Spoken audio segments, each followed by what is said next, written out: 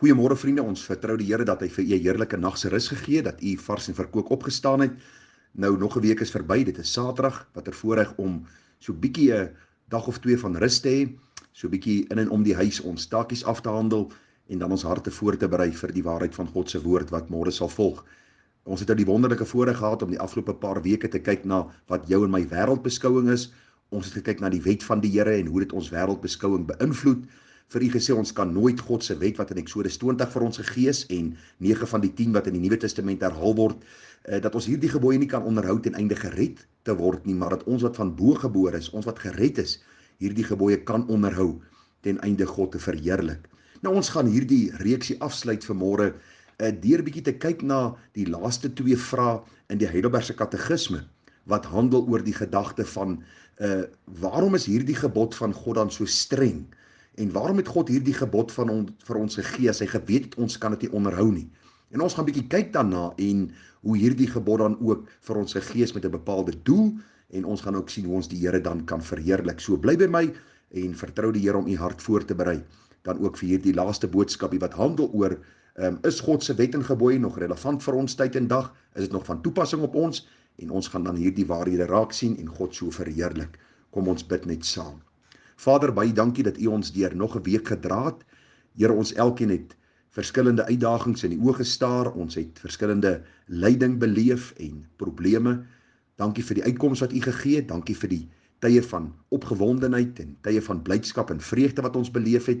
En dat ons ook weet, Here, dat die woord vir ons sê, verbly julle altyd in die Here. Ek herhaal, verbly julle. Laat julle vriendelikheid aan alle mense bekend word. Die Here is naby. Dankie dat ons weet dat ons blydskap in u geanker is. Dat u die onveranderlike is in wie ons volkome blydskap kan ervaar. Mag ons dan ook vriendelik wees teenoor ander mense, al kry ons soms die wind van voor, sodat ander ook Jesus in ons kan sien. Vader, verheerlik u self nou ook by die oordeenking van u woord en mag u naam geheilig word. En ons bid dit met soveel danksegginge. Amen. Nou vriende, soos u weet het ons hierdie 10 gebooie dan met mekaar hanteer in die tyd wat verby is en het ek vir u ook gesê daar in Eksodus 20 vers 18, nadat die volk die Here se stem gehoor het en hoe hy hierdie gebooie met hulle gedeel het, sê die Bybel, en toe die hele volk die donderslae en die blitse en die geluid van die bassein en die rokende berg bemerk, het die volk dit gesien en gebewe en op 'n afstand bly staan. En hulle het vir Moses gesê, spreek u met ons, dat ons kan luister, maar laat God nie met ons spreek nie, anders sterwe ons. Hoor nou, vers 20, toe antwoord Moses die volk, wees nie bevrees nie, want God het gekom om julle te beproef, en dat sy vrees vir julle oë mag wees, sodat julle nie sondig nie.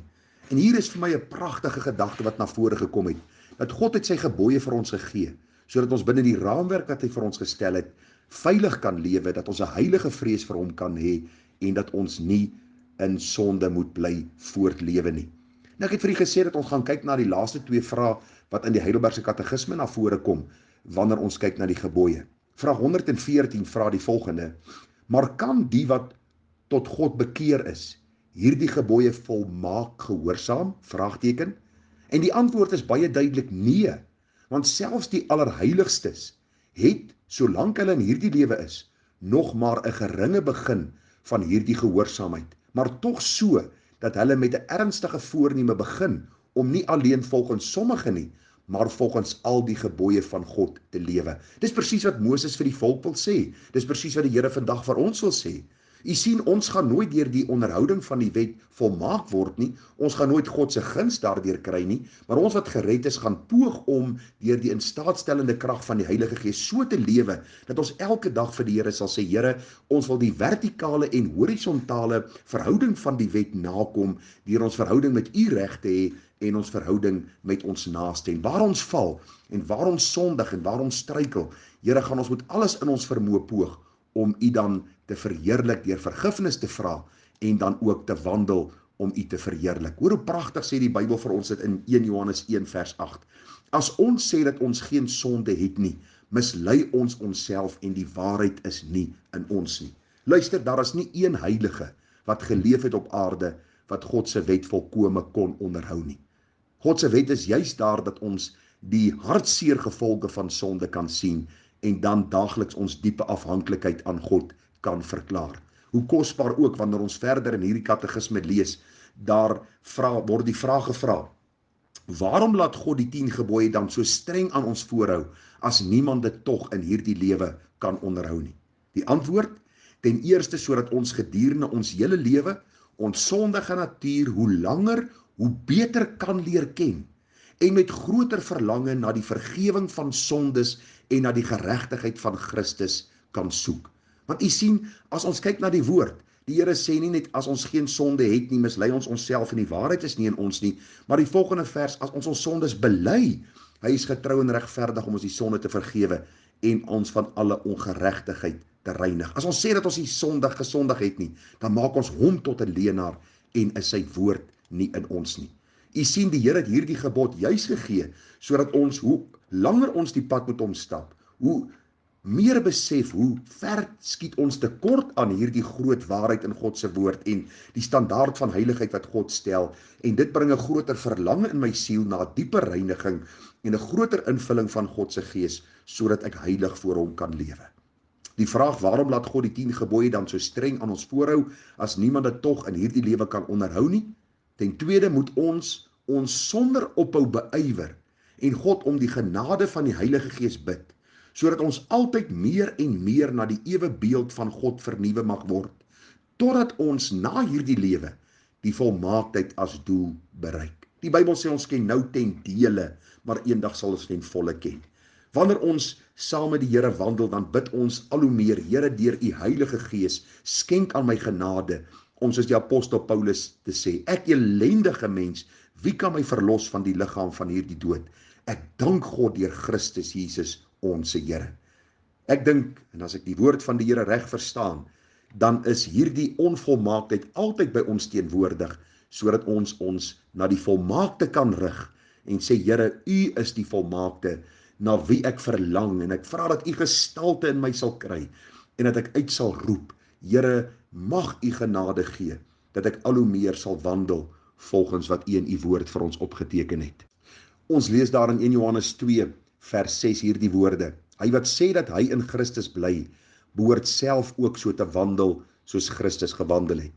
Hoe meer ons poog om soos Christus te wandel, hoe meer kom ons agter hoe sondig ons is, en hoe meer verklaar ons afhanklikheid aan die Here. Hoe pragtig sê 1 Johannes 3 dit vir ons. 1 Johannes 3 vers 4 sê, elkeen wat die sonde doen, doen ook die wetteloosheid, want die sonde is wetteloosheid. En julle weet, dat hy verskyn het om ons sondes weg te neem, en geen sonde is in hom nie. Elkeen wat in hom bly, sondig nie. Elkeen wat sondig het hom nie gesien nie, en hom nie geken nie. My kinders, laat niemand julle mislei nie. Wie die geregtigheid doen, is regverdig soos hy regverdig is. Hy wat die sonde doen, is uit die duiwel, want die duiwel sondig van die begin af. Vir hierdie doel het die Seun van God verskyn, om die werke van die duiwel te verbreek. U sien, die hele gedagte is net hier. Iemand wat in sonde bly voortlewe, iemand wat die sonde liefhet, iemand wat die gebod van God moedswillig, willens en wetens heeltyd verbreek, is iemand wat uit die duiwel is, iemand wat nog nooit God gesien het, of gered geword het, of van bo gebore is nie. Maar vir ons wat gered is, ons het hierdie begeerte. Here, ons behoort aan u, en ons vra dat u die werke van die duiwel al hoe meer in my lewe sal verbreek, sodat u ook, wat gekom het om hierdie werke te verbreek, in my gestalte sal kry. Vriende, ek sluit af met die pragtige woorde van Halleluja lied 205. Daar staan, deurgrond my hart en toon my Heer, of daar iets is in my, wat my tot skade of skande bring, of u tot oneer sy.